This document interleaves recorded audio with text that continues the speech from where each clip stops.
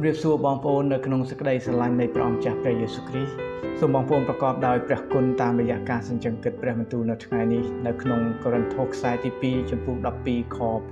9តែទ្រង់មានបន្ទូលមកខ្ញុំថាគុណរបស់អញល្មមដល់ឯងហើយបិទកម្លាំងអញបានពេញខ្នាតដោយសេចក្តីកំសោយដូច្នេះខ្ញុំនឹងស៊ូអួតពីសេចក្តីកំសោយរបស់ខ្ញុំដោយអំណរជាខ្លាំងដើម្បីឲ្យព្រះជាស្ដានៃព្រះគ្រីស្ទបានសន្ធិដ្ឋនៅនឹងខ្ញុំនៅក្នុងខគម្ពីរនាពេលនេះគឺរំលឹកយើងអំពីព្រះគុណនិងព្រះជាស្ដារបស់ព្រះនៅក្នុងជីវិតរបស់យើងជាពិសេសនៅពេលដែលយើងជួបប្រទះនៅទុក្ខលំបាកឬក៏មានសេចក្តីកំសោយដែលយើងពិបាកនៅក្នុងការតយុទ្ធតាមបទពិសោធន៍របស់លោកពូលដែលគាត់បានរងទុក្ខវេទនាដូចជាបន្លាមួយដែលកំពុងតែចាក់ស្រេះនៅក្នុងរូបកាយរបស់គាត់ដែលជាទុក្ខលំបាកយ៉ាងធ្ងន់ដែលបានកើតឡើងហើយធ្វើឲ្យគាត់បានស្វែងរកនៅព្រះគុណនិងកម្លាំងមកពីព្រះតាមរយៈទុក្ខលំបាកនេះលោកពូលបានរៀនអំពីសេចក្តីពិតមួយគឺគាត់បានបទពិសោធន៍ថាព្រះគុណរបស់ព្រះគ្រប់គ្រាន់ហើយព្រះជាស្ដារបស់ព្រះក៏បានបំពេញនៅក្នុងសេចក្តីកំសោយរបស់គាត់ដែរនៅពេលដែលលោកពោលបានអធិដ្ឋានឲ្យព្រះបានយកបន្លានោះយកទុក្ខលំបាកនោះចេញពីជីវិតរបស់គាត់ប៉ុន្តែព្រះអង្គមិនបានយកចេញទេគឺព្រះអង្គបានមានបន្ទូលទៅកាន់គាត់ថាគុណរបស់អញល្មមដល់ឯងហើយសម្រាប់សេចក្តីទុក្ខលំបាកទាំងអស់នេះឃ្លានៃព្រះបន្ទូលនេះបានបង្រៀនយើងថាព្រះគុណរបស់ព្រះគឺជាអ្វីដែលយើងត្រូវការជារៀងរាល់ថ្ងៃព្រះគុណរបស់ព្រះ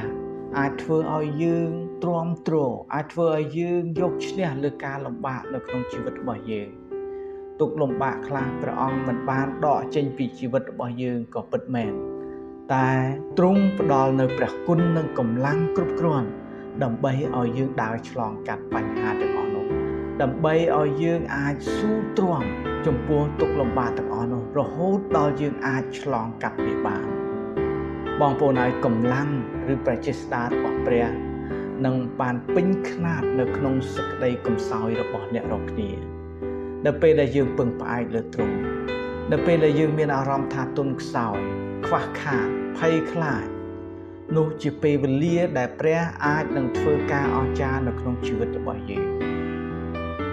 ភាពទន់ខ្សោយរបស់យើងអាចคล้ายទៅជាឱកាសនៅក្នុងការដែលបង្កើតបទពិសោធន៍ដែលយើងរៀនពឹងផ្អែកលើកម្លាំងរបស់ព្រះ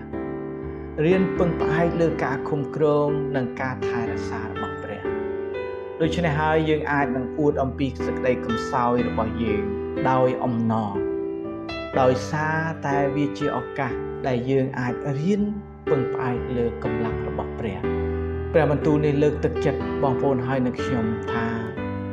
ចូលផ្លាស់ប្ដូរការគិតចំពោះសេចក្តីទុក្ខលំបាកចូលផ្លាស់ប្ដូរការគិតចំពោះសេចក្តីកំសោយរបស់ខ្លួន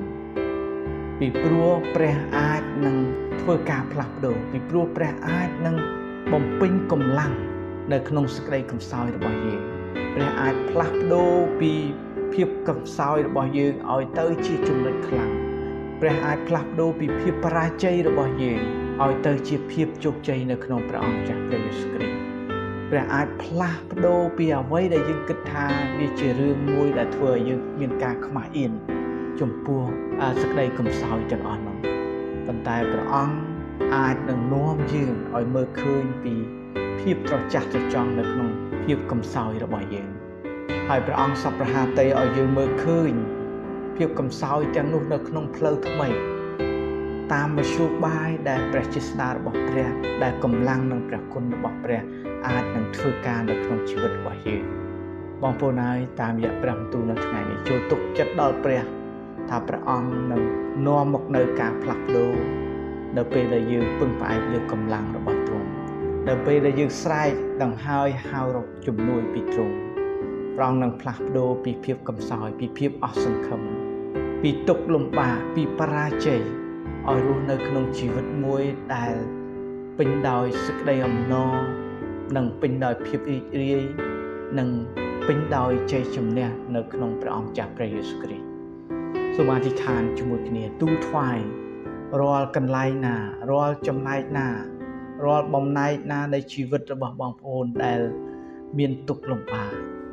ដែលមានសេចក្តីកំសោយចូលថ្វាយដល់ព្រះដោយអស់ពីចិត្តជាមួយគ្នានៅថ្ងៃនេះអោព្រះវរបិតាដែលពេញដោយសេចក្តីស្រឡាញ់អើយសូមឲ្យព្រះគុណរបស់ព្រះអង្គ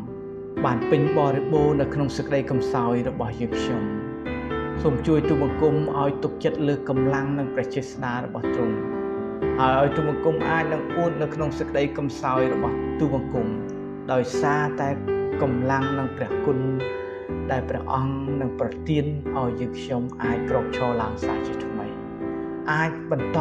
ការអត់ធ្មត់តទៅទៀតពីព្រោះសេចក្តីកំសោយជាឱកាសដើម្បីឲ្យយើងខ្ញុំបានរៀនពឹងផ្អែកលើទ្រង់រៀនទូលសុំដល់ទ្រង់និងរៀនរស់នៅក្រោមព្រះចេស្តារបស់ទ្រង់សូមឲ្យព្រះវិញ្ញាណបរិសុទ្ធបានជួយទូលបង្គំ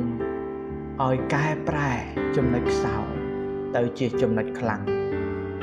ដើម្បីឲ្យព្រះនាមរបស់ទ្រង់ត្រូវបានសរសើរដំកើងឡើងតាមរយៈជីវិតរស់នៅប្រចាំថ្ងៃរបស់ទូលបង្គំក្នុងព្រះនាមព្រះយេស៊ូវគ្រីស្ទអាមែន